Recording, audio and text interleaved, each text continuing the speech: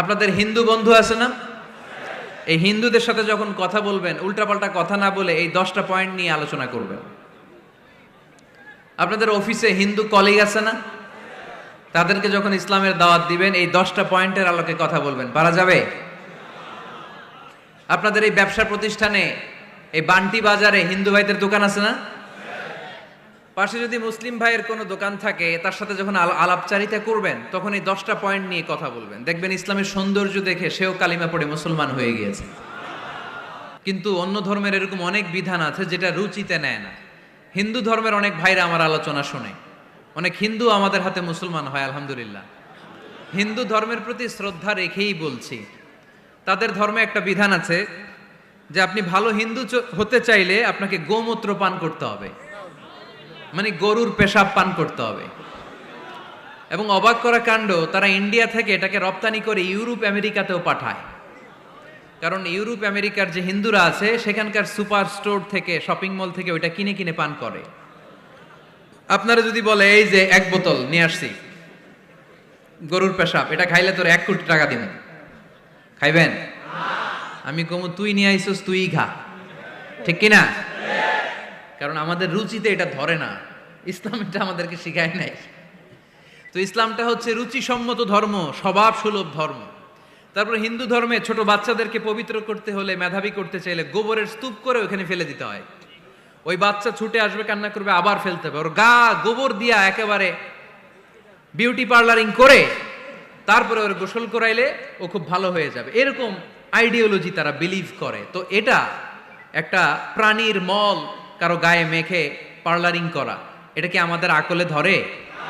আমাদের ধর্মে এরকম কোনো বিধান আছে?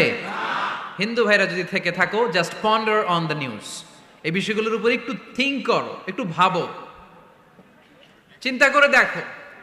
ইসলাম হচ্ছে দ্বীনুল ফিতরা, স্বভাব সুলভ ধর্ম। এইখানে মনে মানে না এরকম কোনো বিধান আল্লাহ দেয় না।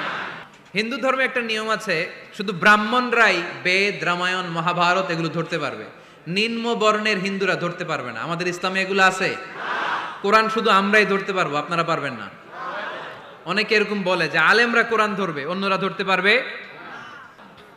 যে বৈশিষ্ট্যগুলো থাকার কারণে গোটা বিশ্বে মুসলমানেরা নির্যাতিত হওয়ার পরেও ইসলামের জয় জয়কার, সেই 10টা বৈশিষ্ট্যের প্রথম বৈশিষ্ট্যের নাম হচ্ছে আর রাব্বানিয়া। আওয়াজ করে আমার সাথে সাথে বলেন আর রাব্বানিয়া। আবার পড়েন আর রাব্বানিয়া। এর মানে হচ্ছে এই ধর্মটা রবের টেক কেয়ারে চলে, এটা রবের দেয়া ধর্ম, এটা মন মস্তিষ্ক প্রসূত কোনো ধর্ম। পৃথিবীর অনেক ধর্ম আছে মানুষের বানানো, ইচ্ছে মতো ধর্মগ্রন্থের মধ্যে যা মনে চায় লিখে দিছে, এরকম ধর্মগ্রন্থ আছে না নাই? কিন্তু আমাদের কোরআনের যতগুলো আয়াত, যতগুলো সূরা, এর একটা আয়াতে কেউ কোনো চেঞ্জ করতে পারছে? আমি আরবি বুঝি না, আমি বঙ্গানুবাদ করে কোরআন বুঝবো, কোরআনের দাওয়াত করবো, চিল্লা এখন ঠিক কিনা? বাল্লিগু আন্নি ওয়ালাউ আয়া। প্রত্যেকেই প্রেরণার বাণীবাহকের কাজ করতে হবে, যতটুকু জানি পৌঁছে দিব। আমি বেশি জানি তো আমি বেশি বেশি ছড়াবো। আপনি জানেন শুধু লা ইলাহা ইল্লাল্লাহ, এইটাই আপনি ছড়ায় দিবেন, ঠিক কিনা? কেউ যদি বলে কোরআন পড়া যাবে না, ধরা যাবে না, এটা বুঝা পড়া আলেমদের কাজ, শুনবেন না। ক্ল্যারিটি, গোজামিল নাই, কোনো গোজামিল নাই। আমি যদি কোরআনের আয়াত ভুল পড়ি, আমরা ধরতে পারবেন না আপনি? আপনি কোরআনের আয়াত ভুল পড়ছেন, হুজুর ঠিক করে নেন, আমি ঠিক করে নেব, ঠিক কিনা? কোনো গোজামিল নাই। আল বুদুহ, জল জলে সূর্যের মতো আল্লাহ ইসলামকে রেখে দিয়েছে, আলহামদুলিল্লাহ পড়েন। এই ইসলামের বিজয়কে কেউ ঠেকায় রাখতে পারবে? ইসলামের বিজয়ের অংশীদার আমরা হতে চাই, এই ইসলামকে আমরা মানতে চাই। কতক্ষণ? বুঝলা গেছি। ইসলাম মানবো কতক্ষণ? ইসলাম মানবো কোনখানে? মনে থাকবে? কথা দিলেন তো? যে আয়াত দিয়ে শুরু করেছে ওইটা দিয়ে শেষ করি। ومن يبتغ غير الإسلام دينا فلن يقبل منه وهو في الآخرة من الخاسرين। ইসলাম ছাড়া অন্য কোথাও যদি কেউ কল্যাণ তালাশ করে, ধর্ম তালাশ করে, সেটা আল্লাহ গ্রহণ করবে না। লোকটা হবে আখেরাতে হাই হাই কোম্পানির ম্যানেজার। আমরা কি হাই হাই কোম্পানির ম্যানেজার হতে চাই? ইসলামকে আমাদের জীবনের আদর্শ বানাতে চাই, ঠিক কিনা? সাইয়েদনা ওমর ফারুক বলতেন, নাহনু কওমুন আ'আজ্জানাল্লাহু বিল ইসলাম, আমরা তো এমন জাতি যেই জাতিকে আল্লাহ তাআলা ইসলাম দিয়ে সম্মানিত করেছে। ফাইন ইবতাগাইনাল ইজ্জাতা বিগাইরিহি আযাল্লানাল্লাহ, ইসলাম রেখে দিয়ে কেউ যদি অন্য কোথাও সম্মান তালাশ করে তাকে অপদস্থ করে ছাড়বে কে? আল্লাহ। এজন্য আমাদের সম্মান কোথায়? আমরা মুসলমান, এটা বলতে কি আপনাদের লজ্জা লাগে? পৃথিবীর যেই কোনো দেশে যাই, হিন্দুদের রাজ্যে যাই, বৌদ্ধদের রাজ্যে যাই, যেই কোনো ইমিগ্রেশনে দাঁড়াই না কেন, চিৎকার করে বলবো আমি মুসলমান, জোরে কোন ঠিক কিনা? We are proud of Islam. ইসলাম আমার অহংকার, ইসলাম আমার গর্ব, ইসলাম আমার আল্লাহর দেয়া ধর্ম। এজন্য ইসলামের বিজয়কে কেউ ঠেকিয়ে রাখতে পারবে না। আমি প্রায় উদাহরণ দিয়ে, উপমা দিয়ে বলি, ইসলাম হচ্ছে চারা বীজের মতো। চারা বীজ মাটিতে ঢুকিয়ে দিলে এটা উপরের দিকে ওঠে। তো ইসলামকে যারা মাটিতে গেড়ে ফেলতে চায় তারা জানে না ইসলামের উপমাটা অনেকটা চারা বীজের মতো। ইসলামকে মাটিতে গেড়ে দিলে এটা কি হবে? জোরে বলেন, আরো জোরে বলেন। উপরের দিকে গর্জে উঠবে। এই যে উপমা দিছি, এটা নিয়েও আবার অনেকে ভুল ধরে, আছে না নাই? আল্লাহ নিজেই কোরআনে উপমা দিয়েছেন, মাসালুল্লাযীনা ইউনফিকুনা আমওয়ালাহুম ফি সাবিলিল্লাহি কামাসালি হাব্বা, যারা আল্লাহর রাস্তায় দান করে এই দানের উপমা হচ্ছে একটা চারা বীজের মতো। সুবহানাল্লাহ পড়েন। এই চারা বীজ থেকে 7টা শীষ বের হয়, প্রতিটা শীষে জন্ম নেয় শত শস্য দানা। আল্লাহ যারে চায় ইচ্ছা মতো রিজিক দিয়ে তার জীবনকে পূর্ণাঙ্গ করে দেয়। সুবহানাল্লাহ পড়েন। এজন্য আল্লাহ বললেন, ইসলাম হলো আমার একমাত্র মনোনীত ধর্ম। ইসলাম ছাড়া অন্য কেউ যদি সম্মান তালাশ করে তার কাছ থেকে কিছুই আমি গ্রহণ করব না। কিয়ামতের দিন সেই লোকটা হবে হায় হায় কোম্পানির ম্যানেজার, ঠিক কিনা? এজন্য আমরা একটা ধর্মকেই মানতে চাই। চিল্লায় বলেন তো, ধর্মটার নাম কি? ইসলাম ছাড়া অন্য কিছু মানি না, ইসলাম ছাড়া অন্য কিছু মানি না, মানব না। বিষ্ণু ঈসা ইসলাম বলেছেন, এই ইসলামের বিজয়কে কেউ ঠেকিয়ে রাখতে পারবে না। তার কারণ, ইন্নাল্লাহা যাওয়ালি আল আরদা, নিশ্চয় আল্লাহ তাআলা এই জমিনটাকে আমার জন্য সংকুচিত করে ছোট করে দেখিয়েছে। ফারাআইতু মাশারিকাহা ওয়া মাগারিবাহা, আমি এই পৃথিবীর ডানে বায়ে সামনে পেছনে সবটা দেখেছি। আর আমার চোখ যতদূর পৃথিবী দেখেছে ততদূর জায়গায় আল্লাহ আল্লাহু আকবারের ধ্বনিকে পৌঁছে দিবে। তাই এই ইসলামের বিজয়কে কেউ থামাতে পারবে না। গোটা বিশ্বব্যাপী আজ ইসলামের জয় জয়কার। কালিমা পড়ে অন্যান্য ধর্মের লোকেরা আজ মুসলমান হয়ে যাচ্ছে, ঠিক কিনা? আমাদের তাফসির মাহফিল গুলোতেও অনেক হিন্দু ভাইরা কালিমা পড়ে মুসলমান হয়, আপনারা শুনছেন? আলহামদুলিল্লাহ কইবেন না? গোটা বিশ্বের সবচেয়ে নির্যাতিত ধর্মের নাম হচ্ছে ইসলাম। সবচেয়ে নিষ্পেষিত, খালি মায়ের খায়। ফিলিস্তিনে মায়ের খায় কারা? মুসলমান। কাশ্মীরে মার খায় কারা? ইরাকে, বার্মায়, আমাদের টেকনাফে, গোটা বিশ্বে মুসলমানেরা মার খায়। কিন্তু তারপরেও বিধর্মীরা তাদের ধর্ম বাদ দিয়ে এই ইসলামের ভেতরে ঢোকার জন্য প্রতিযোগিতা শুরু করে দিয়েছে। ইউরোপ আমেরিকাতে মসজিদের সংখ্যা বেড়ে যাচ্ছে। তাদের যে খ্রিস্টানদের গির্জা, এগুলো তারা বিক্রি করে দিচ্ছে। মুসলিম কমিউনিটি ওই গির্জারে মসজিদ বানায় ফেলতেছে। এই ইসলামের বিজয়কে কেউ ঠেকায় রাখতে পারবে না। যেহেতু ইসলামের বিজয় অবশ্যম্ভাবী, আমরা ইসলামের সাথে মিলে থাকতে চাই, মিশে থাকতে চাই, আমরা বিজয়ের অংশীদার হতে চাই। কি আছে ইসলাম ধর্মে যে কারণে গোটা বিশ্বে ইসলাম নির্যাতিত এবং নিষ্পেষিত হওয়ার পরেও ইসলামের জয় জয়কার? আজকে আমাদেরকে জানতে হবে কি আছে ইসলামে। What is the characteristics of Islam? কি বৈশিষ্ট্য রয়েছে এই ইসলামে? কি বৈশিষ্ট্য দিয়ে আল্লাহ তাআলা বৈশিষ্ট্যমণ্ডিত করেছেন? আজকে এই সংক্ষিপ্ত পরিসরে ইসলামের 10টি বৈশিষ্ট্যের কথা আমরা শুনবো। আওয়াজ করে পড়েন ইনশাআল্লাহ। কোরআনের একটা শব্দে কেউ কোনো পরিবর্তন ঘটাতে পেরেছে? একটা নোক্তার মধ্যে চেঞ্জ করতে পারছে? এক আয়াতে আল্লাহ কোরআনে বলেছেন, ফা আবাউ আইয়ুদাইফুহুমা, মানে দুইজন নবী এসেছিল ইহুদিদের কাছে, ইহুদিরা তাদেরকে মেহমানদারি করায় নাই। এটা একটা বদনাম না? ওমরে ফারুক যখন রাদিয়াল্লাহু তাআলা আনহু মদিনার খলিফা, ইহুদিদের একটা দল ওমরে ফারুকের সাথে সাক্ষাৎ করে এসে বলে, ওমরে ফারুক, তোমাদের কোরআনে আমাদের ইহুদিদের ব্যাপারে একটা বদনাম আছে। কি বদনাম? এই আয়াতে তোমাদের আল্লাহ বলেছে ফাআবাউ আইয়ুদাইফুহুমা, মানে দুইজন পয়গম্বর এসেছিল আমাদের কাছে, কিন্তু আমরা এগরে খাওয়াই নাই, এরা ক্ষুধার্ত ছিল। কিয়ামত পর্যন্ত তোমরা এই আয়াত তেলাওয়াত করবার, মানুষ আমাদেরকে গালি দিবে। তো গালাগালির দরকার নাই, চলো একটা মিউচুয়ালে যাই। কি যাই? Mutual understanding. বেশি কিছু করা লাগবে না। এই ফাআবাউ আইয়ুদাইফুহুমার আবাউয়ের যে বায়ের নোক্তাটা, এইটা সরাই দিয়ে তুমি উপরে দুইটা নোক্তা দিয়ে বারে তা বানায় দিবা, তাহলে অর্থ হবে ফাআতাও আইয়ুদাইফুহুমা, মানে দুই নবী আসছে আর ইহুদিরা তা করে খাওয়াইছে। ওমরে ফারুক বলে কি লাগবে? কয় এক নোক্তা চেঞ্জ করা লাগবে। কয় একটু দাঁড়া। এরা তো মহা খুশি, আজকে আমাদের মিশন কমপ্লিট। ওমরে ফারুক ঘরের ভিতরে ঢুইকা একটা তলোয়ার নিয়ে আসছে। কয় কার কার লাগবে এদিকে আয়। সব দিছে দৌড়। সুবহানাল্লাহ কইবেন না? আরে ওমরে ফারুক তো এমন সাহাবী ছিলেন যাকে দেখে মুনাফিকরা থরথর করে কাঁপতো। ওমরে ফারুক তো এমন সাহাবী ছিলেন যাকে দেখে শয়তানও কাঁপতো। বিশ্বনবী বলতেন, ওমর মা সালাকা শাইতানু সালিকান ফাজ্জান ইল্লা সালাকা ফাজ্জান গায়রা ফাজ্জিক। ওমর, ইবলিস শয়তান যদি তোমারে কোনো রাস্তা দিয়ে আসতে দেখে, ইবলিস ওই রাস্তা থুইয়া অন্য রাস্তা দিয়ে চলে।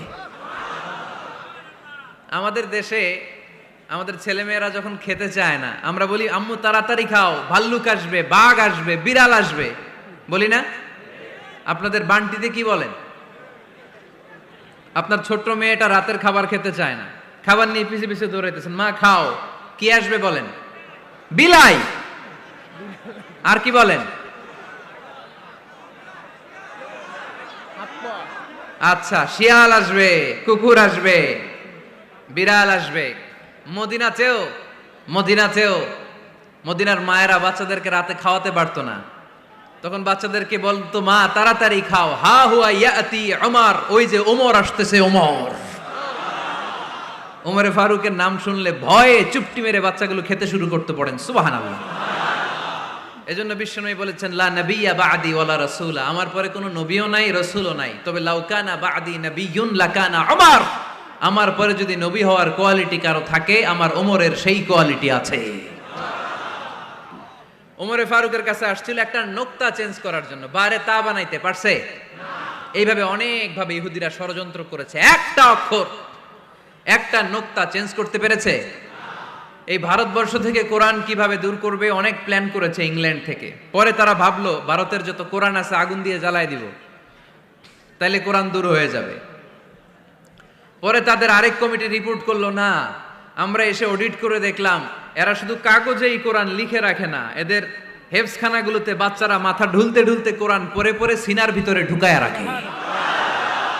যদি আগুন লেগে ধ্বংস হয়ে যায়, ধ্বংস হয়ে যায়,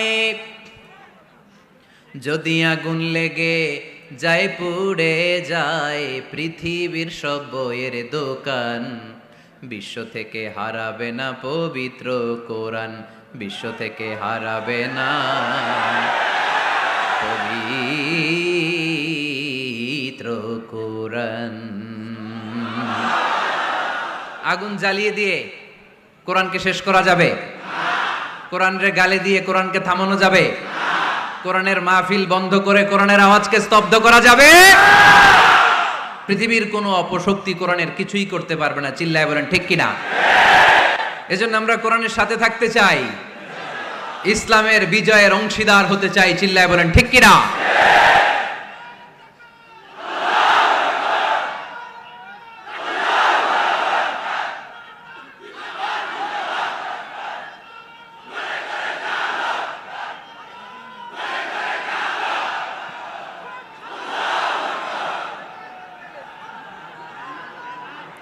ইসলাম ধর্মের প্রথম বৈশিষ্ট্যের নাম হচ্ছে আর রাব্বানিয়া, মানে হচ্ছে এটা রবের দেয়া ধর্ম। ইসলামটা দিয়েছে কে? এটা কি সত্য ধর্ম না মিথ্যা ধর্ম? কার দেয়া ধর্ম?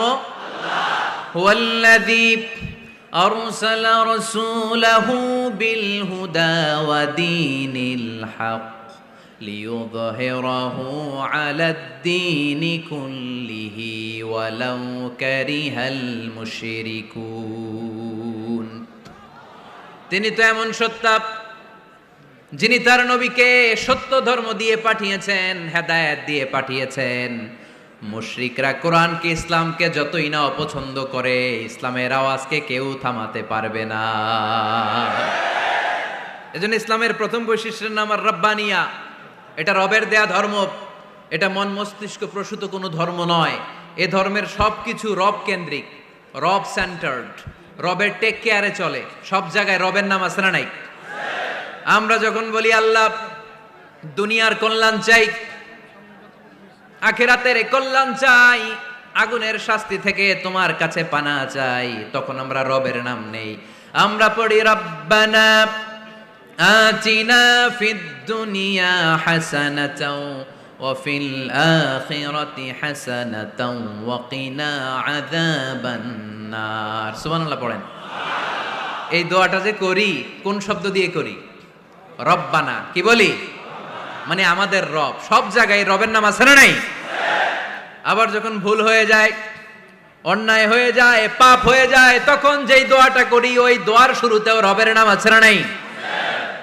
তখন আমরা পড়েন রব্বানা যালামনা আনফুসানা ওয়া ইল্লাম তাগফির লানা ওয়া তারহামনা লানাকুনান্না মিনাল খাসিরিন।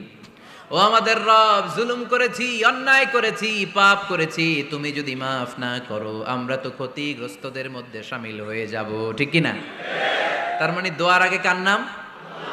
বলেন রবের নাম। কার নাম? আবার কবরের প্রথম প্রশ্নেও রবের নাম আছে না নাই? জিজ্ঞেস করা হবে মার রব্বুক, তোর রবের নাম কি? আমরা উত্তরে কি বলবো? আল্লাহ আমারে রব, এই রবি আমার সব, দমে দমে তনু মনে তারি অনুভব। আল্লাহ আমারে রব।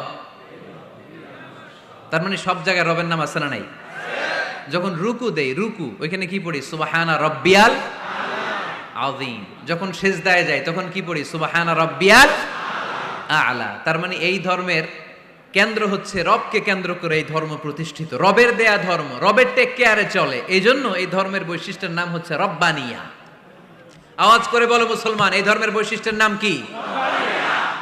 এই তো মুখস্থ হয়ে গেছে। ক্লাসের মতো হয়েছে না এটা? প্রাইমারি ক্লাসে পড়ায় না ক খ গ, সবাই বলে ক খ গ। তো এরকম আওয়াজ করে বললে মুখস্থ করাই দিবে কে? তাহলে হিন্দু ভাইদেরকে যখন দাওয়াত দিব, বলবো ভাই আমরা এত কিছুর পূজা করি না, আমরা হিন্দু ধর্মের প্রতিও শ্রদ্ধাশীল, কোন ধর্মকে নিয়ে আমরা কোনো কটূক্তি কখনো করি না। তবে চিন্তার জন্য মাঝে মাঝে কিছু যৌক্তিক কথা আমরা ছুড়ে দেই। ঠিক কি না? আমরা তাদেরকে বলি যে আমরা এতগুলো খোদার ইবাদত করতে পারবো না, একজনের ইবাদত করে কুলবাই না। ঠিক কি না? এইভাবে যুক্তির আলোকে আমরা বুঝাবো আমাদের ধর্মটা একজন রবকে কেন্দ্র করে। এজন্য ইসলাম ধর্মের প্রথম বৈশিষ্ট্যের নাম আর রব্বানিয়া। কি নাম? মাশাআল্লাহ। 2 নাম্বার বৈশিষ্ট্যের নাম হচ্ছে আল ইনসানিয়া। সবাই বলেন 2 নাম্বার বৈশিষ্ট্যের নাম। আবার বলেন, সবাই জোরে বলেন। এর মানে হচ্ছে মানবতার ধর্ম। এটা ইসলাম কিসের ধর্ম? হিউম্যানিটেরিয়ান রিলিজিয়ন, মানবতার ধর্ম। মানুষকে ইসলাম সবচেয়ে গুরুত্ব দেয়। মানুষকে ইসলামে বলা হয় আশরাফুল মাখলুকাত, সব মাখলুকাতের মধ্যে মানুষ সেরা। ঠিক কিনা? এমনকি আল্লাহ আমাদেরকে এত মর্যাদা দিয়েছে, ইসলাম ধর্ম গ্রহণ করার ক্ষেত্রে আল্লাহ কোনো জোর জবরদস্তি করে নাই। লা ইকরাহা ফিদ্দিন, দিনের ভেতরে জোর জবরদস্তি আছে? আপনি চাইলে হিন্দুদের মন্দির ভাঙতে পারবেন? তাদেরকে জোর করে ধর্মান্তরিত করতে পারবেন না, কারণ সে তো মানুষ। সবার উপরে মানুষ সত্য, তাহার উপরে নাই। সব মাখলুকাতের মধ্য থেকে মানুষের মর্যাদা সবচাইতে বেশি। আল্লাহ আমাদেরকে ফ্রি উইল দিয়েছেন, স্বেচ্ছায় স্বাধীনভাবে আমরা সব করতে পারি। ফামান শাআ ফালইউমিন ওয়া মান শাআ ফালইয়াকফুর। চাইলে মুসলমান হইতে পারো, আবার কাফির হইতে পারো। দ্য ডিসিশন ইজ ইয়ার্স, সিদ্ধান্ত তোমার। তবে মুসলিম হলে জান্নাতে থাকবা, আর কাফির হলে জাহান্নামে পূর্বা। জোরে কোন ঠিক কিনা? কিন্তু জোর করে ঢুকাইছে আপনার ইসলামে, কারণ এটা মানবতার ধর্ম, এটা মানবতার কথা বলে। ইসলাম সবাইকে মানুষ হিসেবে কনসিডার করে। বিষ্ণু ঈসা ইসলাম একবার একটা লাশ দেখে সাহাবীদের সাথে বসা, বিশ্বনবী হুট করে দাঁড়িয়ে গেলেন। কি করলেন? সাহাবারা বললেন, ইয়া রাসূলুল্লাহ ইন্নাহু ইয়াহুদি, এটা তো ইহুদির লাশ। আপনি দাঁড়ালেন যে, এটা কার লাশ? আপনি দাঁড়ালেন কেন? বিশ্বনবী বললেন, আওয়ালাইসাত নাফসান, এটা কি মানুষ না? ইহুদি কি মানুষ না? আরে আমি তো ইহুদি, খ্রিস্টান, মুসলিম ওগুলো দেখা দাঁড়াই নাই, আমার দু চোখে আমি কনসিডার করেছি this is a human being, so I need to salute হিম। এটা মানুষ, এটা মানব, আমি মানব জাতিকে দাঁড়িয়ে স্যালিউট করেছি। চিল্লায় বলো ঠিক কিনা? বিশ্বনবী দু চোখ দিয়ে মানুষ দেখতেন, আস্তিক নাস্তিক দেখতেন না, কাফির মুশরিক দেখতেন না। বিশ্বনবী কনসিডার করতেন this is a human being, এটা একটা মানুষ। আমরা এখন কাউকে মানুষ হিসেবে কনসিডার করার আগে এরা কয়েক ভাগ করে ফেলি। পাগড়ি দেখলেই বলি এটা কোন পীরের মুরিদ, আছে না নাই? একই জামাত ইসলাম করে, নাকি চরমনাই করে, নাকি খেলাফত করে, না মজলিস করে, না আওয়ামী লীগ করে, না বিএনপি করে? এই যে আমরা ভাগাভাগি করি, প্রথমে তো কনসিডার করবেন he is a human being, সে হচ্ছে পৃথিবীর শ্রেষ্ঠতম মানুষ, আশরাফুল মাখলুকাত। কিন্তু এগুলো করার আগে আমরা খালি ভাগাভাগি, আমরা মানুষকে মানুষ হিসেবে কনসিডার করতে চাই না, ঠিক কিনা? ইসলাম আমাদেরকে শিখিয়েছে মানুষকে মানুষ হিসেবে কনসিডার করো। বিশ্বনবী ইহুদির লাশ দেখে দাঁড়ায়, আর আমরা মুসলমানরা কিলাকিলি করি। কথা বলেন। আমরা যখন বন্যা দুর্গত এলাকায় ত্রাণ নিয়ে যাই না? উত্তরবঙ্গে বন্যা, দক্ষিণাঞ্চলে বন্যা, আমরা যখন ত্রাণ নিয়ে যাই তখন কি খুঁজে খুঁজে মুসলমান ঘর কোনগুলো ওগুলারে ত্রাণের প্যাকেট দিব এভাবে দেই? কিভাবে দেই? সবাইরে দেই, ঠিক কিনা? কারণ মানবতা যেখানে বিপন্ন, ইসলামের ত্রাণ সেখানে আছে না নাই? আমরা তখন মুসলিম অমুসলিম কাফের মুশরিক দেখি না, আমরা দেখি কারা বন্যা পীড়িত, কারা দুঃখ কষ্টে আছে, যারাই কষ্টে আছে তাদের জন্য আমাদের হেল্পিং হ্যান্ড আমরা এক্সপান্ড করে দিব, আমাদের সাহায্যের হাত তাদের কাছে পৌঁছে যাবে। জোরে কোন ঠিক কিনা? এটারে বলে হিউম্যানিটেরিয়ান রিলিজিয়ান। ইসলামরে বুঝে নেন, ইসলামের সৌন্দর্যটারে শিখে নেন, কাদা ছড়াছড়ি আর কইরেন না। কত সুন্দর ধর্ম আল্লাহ আমাদেরকে উপহার দিলেন, আর এই ধর্মটারে আমরা কুৎসিত করতে করতে, কালো করতে করতে শেষ করে দিয়েছি। এজন্য অমুসলিমরা বলে মুসলমান হওয়ার দরকার নাই, আমাদের ধর্মই অনেক ভালো। কারণ ইসলামের যে সৌন্দর্য আমরা তো দেখাইতে পারি নাই। ওরা তো আমগো দিকে তাকাইলেই দেখে এ আরে বলে কাফের, ও ওরে বলে মুশরিক, ঠিক কিনা? তো এরা বলে আমগো কাফের হওয়ার দরকার নাই, মুশরিক হওয়ার দরকার নাই, আমরা যা আছি ওইটাই ভালো, ঠিক কিনা? এটা হিউম্যানিটেরিয়ান রিলিজিয়ান। জাদুল মাআদ ফি হাদি খাইরুল ইবাদ, আল্লাহ রাসূল সাল্লাল্লাহু আলাইহি ওয়াসাল্লামের উপর একটা সিরাত গ্রন্থ আর আসিরাহ আল হালাবিয়া, এই দুইটা গ্রন্থে একটা ঘটনা এসেছে। নাজরান থেকে ৬০ জন খ্রিস্টান পাদ্রী বিশ্বনবীর সাথে দেখা করতে এসেছিলেন। কয়জন? ৬০ জন। জোরে বলেন কয়জন? ৬০ জন। তারা যখন দেখা করতে এসেছে, মদিনার বাজারে তারা দাঁড়িয়েছে। ইন দ্য মিন টাইম জোহরের আজানের সময় মসজিদে নববী থেকে আজান হচ্ছে, আল্লাহু আকবার, আল্লাহু আকবার, আল্লাহু আকবার, আল্লাহু আকবার। সুমধুর আজানের ধ্বনি শুনে তারা থমকে দাঁড়িয়েছে। বাজারে দেখতে লাগলো আজান হওয়ার সাথে সাথেই ব্যবসায়ীরা দৌড় মসজিদে। কিন্তু কি আজীব তামাশা, তাদের নাজরান দেশে ব্যবসায়ীরা যেমনি দোকানপাট বন্ধ করে ছুটে, মদিনার মুহাম্মদ সাল্লাল্লাহু আলাইহি ইসলামের উম্মতেরা দোকান বন্ধ করে ছুটে না, দোকান যে যার যার দোকান যেরকম ছিল ওইভাবে রেখেই দৌড়। দোকানের শাটার নামায় না, দোকানের ক্যাশ বক্সে তালা ঝুলায় না। আপনাদের আজকের প্রোগ্রাম তো এই বান্টি আদর্শ বাজার ব্যবসায়ীদের উদ্যোগে। আপনারা ব্যবসায়ীরা দোকান থেকে চলে যাওয়ার সময় কি করেন? শাটার নামান না, ক্যাশ বক্সে তালা লাগান না। নাজরানের খ্রিস্টানরা দেখলো না, তালা টালা ঝুলায় না, স্বর্ণের দোকানদার স্বর্ণ টর্ণ রাইখা নামাজে দৌড়। সুবহানাল্লাহ কইতে পারলেন না? এই দৃশ্য দেখে খ্রিস্টানরা অবাক, কয় থাক আর দেখা করার দরকার নাই। কিভাবে মুহাম্মদ সাল্লাল্লাহু আলাইহি ইসলাম গোটা বিশ্ব কবজায় এনেছে এই দৃশ্যই দেখে আমরা বুঝতে পেরেছি। তারপরে অনেকে বললো এত দূর থেকে এসেছি মিটিংটা করে যাই। জোহরের নামাজের পর তাদের দূত যেয়ে বলল খ্রিস্টান পাদ্রী এসেছে ৬০ জন দেখা করতে চায়। বিশ্বনবী বিপাকে পড়ে গেলেন, হায় হায় কই বসতে দিব, আমার তো তাদের মতো রাজপ্রাসাদ নাই, আমার তো এরকম বড় বালাখানা নাই, ডুপ্লেক্স ট্রিপ্লেক্স বাড়ি নাই, কই বসাবো? এক সাহাবী বললেন, ইয়া রাসূলুল্লাহ, পাহাড়ের পাশে ছায়া আছে, চলেন ওইখানে বসি। আল্লাহ রাসূল বললেন, একটা কথা বললা, এরা খ্রিস্টান মেহমান, এদেরকে নিয়ে ছায়ার মধ্যে বসা যায় নাকি?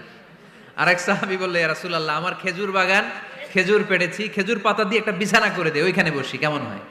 রাসূল সাল্লাল্লাহু আলাইহি ওয়াসাল্লাম বললেন, না, দে আর দ্য ফরেন ডেলিগেটস, তাদেরকে নিয়ে তো এইভাবে বসা যায় না। বলতে না বলতে 60 জন খ্রিস্টান পাদ্রী এসে হাজির। কি করবেন বিশ্বনবী? উপায় অন্তর না দেখে 60 জন খ্রিস্টানের জন্য বিশ্বনবী নিজ হাতে মসজিদে নববীর তালা খুলে দিয়ে মসজিদে ঢোকার ব্যবস্থা করে দিয়েছেন।